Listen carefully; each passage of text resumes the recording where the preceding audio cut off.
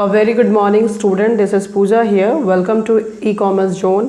हम लोग पढ़ रहे थे चैप्टर 2 फंडामेंटल ऑफ पार्टनरशिप, जहाँ पर हमने पिछले क्लासेस में डिस्कस किया था एग्जाम्पल नंबर 8 हमने डिस्कस किया था पिछले क्लासेस में, राइट।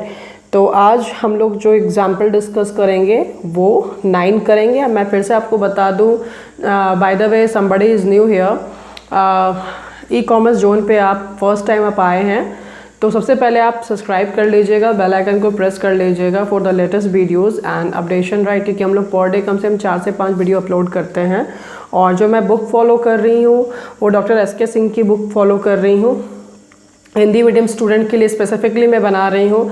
वो belongs to the government school, जो बच्चे सरकारी विद्यालय से पढ़ाई करते हैं, खास करके हिंदी माध्यम से हैं, ठीक है। तो हमारा आज हेडिंग आप देख सकते हो, जो एग्जाम्पल नंबर जो 9 है उसमें क्या कहता है कि जब ब्याज एक प्रभार हो, क्या बोलता है, वर्ड पे ध्यान देना, जब ब्याज एक क्या हो, प्रभार हो और लाभ अपर्याप्त हो। यानी कि ब्याज क्या है, प्रभार है और लाभ जो है वो पर्याप्त नहीं है, ठीक है। When interest is a charge, जब इंटरेस्ट क्या होता है, चार्ज है, मतलब हर हाल में आपको इंटरेस्ट चार्ज करना है। And profits are not sufficient, profit भी काफ़ी नहीं है। तो वैसी स्थिति में क्वेश्चंस दी गई है एंड क्वेश्चन हम लोग सॉल्व करेंगे, ठीक है। पढ़ते हैं। छवि और निधि एक फर्म में साझेदार हैं जो 3:2 के अनुपात में लाभों का बंटवारा करते हैं, ठीक है। 1 अप्रैल 2019 को उनकी पूंजी क्रमशः 2,10,000 और 1,50,000 थी। ध्यान से देखिए क्वेश्चन में क्या बोलता है कि छवि और निधि जो है दोनों पार्टनर हैं, कितने के, 3:2 के अनुपात उनका लाभ बंटवारा होगा, ठीक है। 1 अप्रैल 19 को उनकी जो पूंजी है वो 2,10,000 किसकी है, छवि की है, और निधि की 1,50,000 थी। साझेदारी संलेख में 10% की वार्षिक दर से पूंजी पर ब्याज की व्यवस्था का प्रावधान है। क्या बोला जा रहा है कि 10% की वार्षिक दर, यानी कि 10% रेट है आपका, पूंजी पर ब्याज की व्यवस्था का क्या है, प्रावधान दिया गया है। 31 मार्च 2020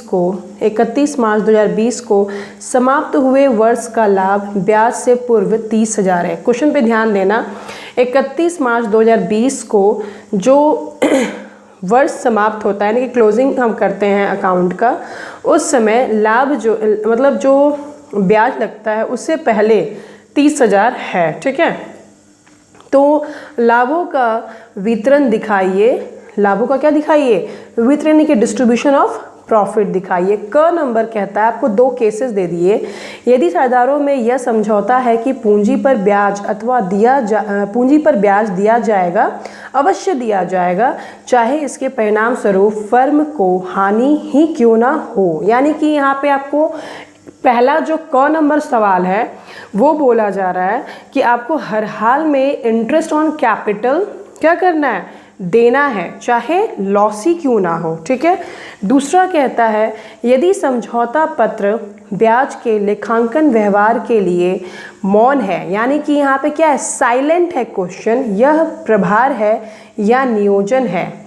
आपको बताना है कि ये प्रभार है कि नियोजन, यानी कि जो समझौता पत्र है ना ब्याज के लेखांकन व्यवहार के अनुसार, तो वो साइलेंट है। तो ऐसी स्थिति में आप बताइए कि ये जो ब्याज है वो प्रभार है कि नियोजन है, ठीक है। सबसे पहले हम लोग पहला जो क्वेश्चन बोल रहा है, फर्स्ट जो हमारा क्वेश्चन यहाँ पे बोल रहा है कि if there is an agreement that the interest on capital will be allowed even if it involves loss to the firm. आपको ये साफ साफ बोल दिया गया कि अग्रीमेंट ही है, अग्रीमेंट बन चुकी है जिसमें अलाउ कर दिया गया है इंटरेस्ट ऑन कैपिटल, चाहे आपको लॉस हो, ठीक है। तो हमको क्या बनाना है, हम जो प्रॉफिट का जो डिस्ट्रीब्यूशन करते हैं वो कौन से खाते में करते हैं, वो खाता है हमारा profit and loss appropriation account. किसमें करेंगे, profit and loss appropriation account में। तो सबसे पहले हम 4 कॉलम हमारा है, पर्टिकुलर्स, अमाउंट, पर्टिकुलर्स और अमाउंट, ठीक है। 4 कॉलम हम ड्रॉ कर लेंगे। ड्रॉ करने के बाद क्रेडिट साइड में सबसे पहले हम एंट्री करेंगे बाय नेट प्रॉफिट, कितना, 30,000 आउटर कॉलम में।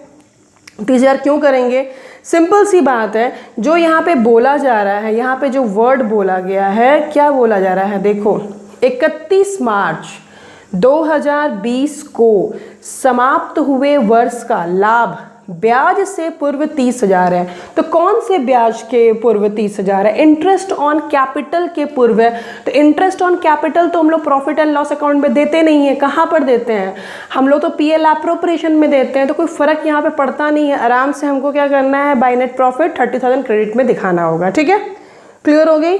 अब क्या है, पूंजी कितना था? 2,10,000 है और 1,50,000। इस पर कितना इंटरेस्ट देना है हमको? 10%। तो जब हम कैलकुलेट करेंगे 2 लाख हमारा, जब हम कैलकुलेट करेंगे इस पर, एक सेकेंड पेजेस निकालती हूँ मैं।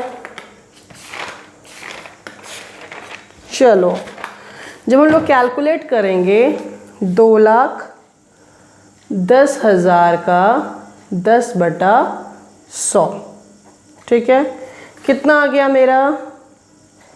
21,000। और दूसरा क्या था?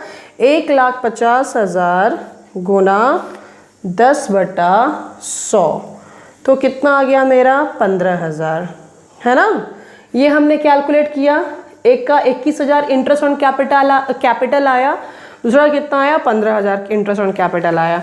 तो क्योंकि ये क्वेश्चन में साफ साफ बोला है, अगर हमको लॉस भी होता है, अगर आपको फर्म को लॉस भी होता है तो होए, लेकिन अग्रीमेंट के अनुसार आपको इंटरेस्ट ऑन कैपिटल देना है। तो आप खुद दिमाग लगाओ। यहाँ पर 5 हो गया, 6, 2, 3। आप देखो यहाँ पे इंटरेस्ट ऑन कैपिटल कितना है? 36,000 है। और आपकी नेट प्रॉफिट कितनी है? 30,000 है। तो नेचुरली यहाँ पे क्लैरिटी दिख रहा है कि आपका नेट प्रॉफिट 30,000 है और इंटरेस्ट ऑन कैपिटल दोनों पार्टनर को मिलाकर 36,000 है। तो आपके बिजनेस को क्या हो रहा है? लॉस हो रहा है, प्रॉफिट नहीं हो रहा है। इसीलिए आप देखिए छवि का to interest on capital account, Chhavi का 21,000 और निधि का कितना है? 15,000। आउटर कॉलम में कितना लिखा हुआ है? 36,000। अब उसके बाद क्योंकि हम देख रहे हैं, हमने देखा कि क्रेडिट साइड में 30,000 है और डेबिट साइड में क्या हो रहा है? 36,000। तो डेबिट एक्सेस हो गया है, ज़्यादा हो गया है, क्रेडिट कम हो गया है। तो जिसके चलते हमको कितने का लॉस हो रहा है? 6,000 का लॉस हो रहा है। जब 6,000 का लॉस होगा तो उस लॉस को कौन बियर करेंगे? दोनों पार्टनर्स छवि और निधि बियर करेंगे। तो जो 6,000 मेरा है, उस 6,000 को किस रेशियो में बांटोगे? क्वेश्चन में कितना रेशियो दिया हुआ है? 3:2, यानी कि 3/5 और 2/5। इसमें आपको क्या करना है? इनके लॉस को बांटना है। 5 1 जा 5, 5 2 जा 10, 1200, राइट, और 36 एंड 24, दोनों इस लॉस को क्या करेंगे? बियर करेंगे। आप देखो यहाँ पे देख सकते हो, by loss transfer to capital Chhavi 3,600, clear है। आगे देखेंगे निधि 2,400, आउटर कॉलम में कितना लिखा हुआ है? 6,000, ठीक है। तो आई थिंक सो आपको ये क्लियर हो गया होगा। यहाँ पे एक वर्किंग नोट्स किया हुआ है, वही इंटरेस्ट ऑन कैपिटल को छवि का 2,10,000 का 10/100 21,000, निधि का 1,50,000 10/100 बराबर 15,000। तो आपने यहाँ पे टोटलिंग करना है 36,000 एंड डबल कॉलम क्रिएट करना है। एग्जाम में सब करोगे, सब बहुत इंपॉर्टेंट है, इसमें मार्क्स कटते हैं, ठीक है। डबल लाइन आपको खींचना है, टोटलिंग करनी है, ये सब बहुत इंपॉर्टेंट चीज़ है, इसको आप इग्नोर नहीं कर सकते एग्ज़ाम में, ठीक है। तो ये वर्किंग नोट भी आप, मैं बोलूँगी एग्ज़ाम में किया कीजिएगा, क्योंकि ये मैथ्स नहीं है, अकाउंट है। मैथ्स में आपको थोड़ा बहुत अपने रफ बैक पेज पे भी कर लेते हो, बट मैथ्स में ही बोला जाता है कि आप अपने राइट हैंड साइड में आप एक रफ का कार्य बना के काम करिए, ठीक है ना, कि टीचर को लगे कि हाँ बच्चा ने काम किया हुआ है। बट अकाउंट में वो रफ नहीं होता है, वो वर्किंग नोट होता है। तो वर्किंग नोट के भी मार्क्स मिलते हैं 1 और 2 मार्क्स, ठीक है। तो वर्किंग नोट भी करा करो। चलो आगे बढ़ते हैं। जो बी नंबर का क्वेश्चन था, एक बार फिर से हम लोग बी नंबर क्वेश्चंस को पढ़ लेते हैं। बी नंबर में क्या बोला था? If the deed is silent partnership deed क्या है? साइलेंट है as to the treatment of interest as a charge और एप्रोप्रिएशन। साफ साफ बोल दिया है कि पार्टनरशिप डीड यहाँ पे साइलेंट है। ऐसे स्थिति में आप बताओ इंटरेस्ट ऑन कैपिटल जो होगा वो चार्ज होगा कि एप्रोप्रिएशन होगा? थोड़ी सी बुद्धि लगाओ, हम लोग कुछ कंसेप्ट पढ़े थे, याद करिए। हमने ये पढ़ा था, वो मैं आपको दिखाती हूँ, लेट मी शो यू। यहाँ पर हमने पढ़ा था यदि आधारित संलेख में पूंजी पर ब्याज दिए जाने का उल्लेख हो परंतु इस बात का उल्लेख न हो कि ब्याज प्रभार है यानी कि चार्ज के रूप में होगा कि अथवा विनियोजन यानी कि एप्रोप्रिएशन के रूप में, ठीक है। तो वैसी स्थिति में आपके सामने यहाँ पर 3 केसेस दिए गए थे। पहला केस है यदि फर्म में पूंजी पर ब्याज के बराबर या अधिक लाभ हो, यानी कि कहने का मतलब है इंटरेस्ट ऑन कैपिटल से बराबर आपका प्रॉफिट है या उससे ज़्यादा प्रॉफिट है तो कोई दिक्कत नहीं है। लेकिन वैसी स्थिति हमारी क्वेश्चन की नहीं है। हमारी जो क्वेश्चन की स्थिति है देखो क्या है, यदि ब्याज देने के पूर्व लाभ की राशि ब्याज से कम है। हमारी जो स्थिति है वो क्वेश्चन नंबर 2 की स्थिति में है, ठीक है। हमारा जो यहाँ पे प्रॉफिट है वो क्या है? 30,000 है और हमारा जो इंटरेस्ट ऑन कैपिटल है वो क्या हो गया था? 36,000 हो गया था, है ना। कम हो गया ना, प्रॉफिट ज़्यादा हो गया और इंटरेस्ट ऑन कैपिटल प्रॉफिट कम हो गया और इंटरेस्ट ऑन कैपिटल क्या हो गया? यहाँ पे ज़्यादा हो गया। तो ऐसी स्थिति में आपको क्या बोला गया? आप क्वेश्चन को पढ़िए, यहाँ पे स्थिति को मैंने पढ़ाया भी है पिछले वीडियो में, प्रोविज़न सारा। इस स्थिति में पूंजी पर ब्याज केवल फर्म के लाभों में से ही दिया जाएगा। इस स्थिति में क्या करना है? जो आपको इंटरेस्ट ऑन कैपिटल जो देना है वो सिर्फ और सिर्फ कहाँ से देना है? जो आपकी प्रॉफिट है 30,000 उसी में से देना है। पूंजी पर ब्याज की राशि लाभों से अधिक नहीं होगी, यानी कि जो इंटरेस्ट ऑन कैपिटल आप दोगे वो 30,000 से ज़्यादा नहीं होना चाहिए। अतः पूंजी पर देय ब्याज के अनुपात में लाभ का विभाजन ब्याज स्वरूप किया जाएगा। यानी कि जो आप इंटरेस्ट जो आप दीजिएगा वो किसके अनुपात में देना है? कैपिटल रेशियो के अनुपात में देना है। चलो देखते हैं, इधर आइए। अब देखो आप यहाँ पे आपका जो ये क्वेश्चन सोल्यूशन जो किया हुआ है, देखो यहाँ पर बी नंबर, चूंकि पूंजी पर कुल ब्याज 36,000 की तुलना में उपलब्ध लाभ कम है ना। लाभ क्या है? कम है, क्योंकि हमने पिछले क्वेश्चन जब सॉल्व किया था तो उसमें हमारा इंटरेस्ट ऑन कैपिटल कितना आ रहा था? दोनों को जोड़ के 36,000 आ रहा था और हमारा जो प्रॉफिट है वो कितना है? 30,000 है। तो ऐसी स्थिति में चूंकि पूंजी पर कुल ब्याज 36,000 की तुलना में उपलब्ध लाभ कम है, लाभ का विभाजन पूंजी के अनुपात यानी कि अर्थात 7:5 के अनुपात में होगा। अब ये 7:5 कैसे आया? इट्स वेरी सिंपल ये है, छवि का पूंजी कितना था? 2,10,000 है ना। और क्या नाम है इसका? निधि का पूंजी कितना है? 1,50,000 है। तो मैंने क्या कहा था कि कैपिटल रेशियो में काम करेंगे। 2,10,000 का हम रेशियो निकालेंगे 1,50,000। 3 0 खत्म, कट जाएगा, ये 3 0 कट जाएगा, है ना। फिर ये 0 कट गया, फिर ये 0 कट गया, है ना। 3 के टेबल में 3 5 15 एंड 3 7 21 आ गया आपका 7:5। इसको क्या बोलते हैं? इसको बोलते हैं कैपिटल रेशियो। क्या बोलते हैं इसको? कैपिटल रेशियो, ठीक है।